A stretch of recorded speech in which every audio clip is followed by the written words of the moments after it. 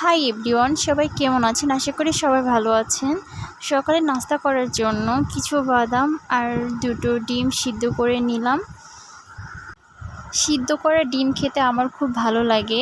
রান্না করা ডিম খেতে আমার একটুও ভালো লাগে না। তাছাড়া এতে কোনো পুষ্টি গুণাগুণও থাকে না। আমার মতো ডিম খেতে কে কে পছন্দ করো কমেন্ট করে জানাবে। কিন্তু ছোটোবেলা মা যখন ডিম রান্না করার জন্য ডিম সিদ্ধ করতো, তখন আমি ওখান থেকে ডিম খেয়ে নিতাম, বলতাম আমার ভাগের ডিমটা দাও, আমি রান্না করার পর আর খাবো না।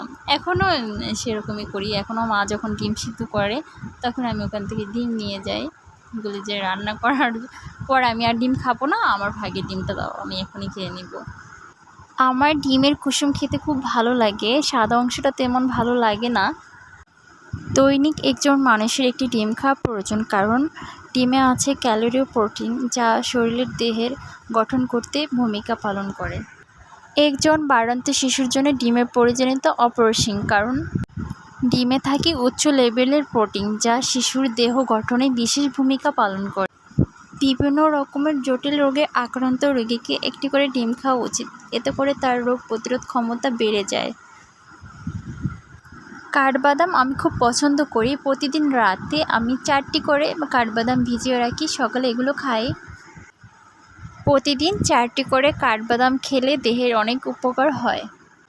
কাঠবাদামের প্রয়োজনীয়তা অপরিসীম, যা বলে শেষ করা যাবে না। প্রতিদিন 4টি করে বাদাম খেলে কোষ্ঠকাঠিন্যতা দূর হবে, নারী পুরুষের হরমোনের ঘাটতি পূরণ হবে, গায়ের রং ফর্সা হবে, শরীরের রোগ প্রতিরোধ ক্ষমতা বেড়ে যাবে, ক্যান্সার প্রতিরোধ করতে সহায়তা করবে। যেসব নারীদের অনিয়মিত মাসিক, তাদের মাসিক নিয়মিত করতে বাদাম অনেক ভূমিকা পালন করে। বাদাম খেলে নারীদের হরমোনের ভারসাম্য ঠিক থাকে, আর হরমোনের ভারসাম্য ঠিক থাকলে নারীদের মাসিক নিয়মিত হবে। বাদাম আমাদের শরীরের রক্ত উৎপাদন করার ক্ষেত্রে বিশেষ ভূমিকা পালন করে। তাই প্রতিদিন 4টি করে বাদাম খেলে শরীরের রক্তের ঘাটতি পূরণ হবে। নিজেকে সুস্থ রাখতে হলে প্রতিদিন খাদ্য তালিকায় 4টি করে বাদাম রাখবেন। কাঠবাদামের ছোলা ছাড়িয়ে খাবেন, না হলে পেট খারাপ করবে। ছোটোবেলায় আমি চীনাবাদাম খেতাম প্রচুর, ক্ষেত থেকে উঠিয়ে কাঁচা অবস্থায়। খেতে ভীষণ মজা লাগতো। ছোটোবেলায় কে কে গাছ থেকে চীনাবাদাম উঠিয়ে খেয়েছেন কমেন্ট করে জানাবেন।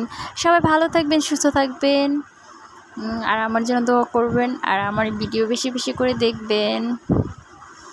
বাই, আল্লাহ হাফেজ।